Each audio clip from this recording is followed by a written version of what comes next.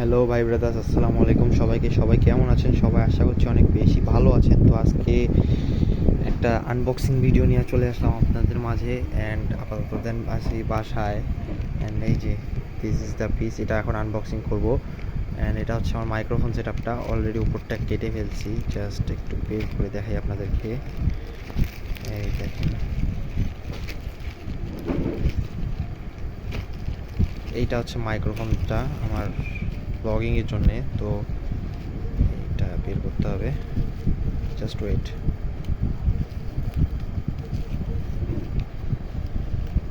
এই যে বের হয়ে আসছে। অ্যান্ড এটা এখানে রাখতেছি।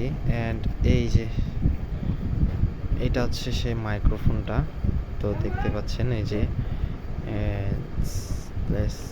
এখন ভিতরটা দেখবো, চলেন ভিতরটা দেখা যাক।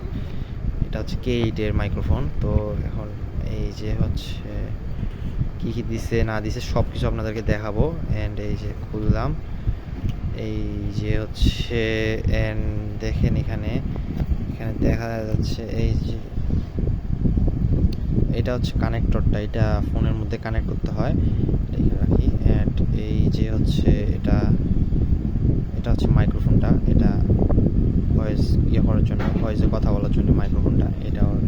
অ্যান্ড বক্সে এর ছাড়া এটা কি দিছে, এটা আই থিঙ্ক USB কেবল দিছে চার্জিংয়ের জন্যে।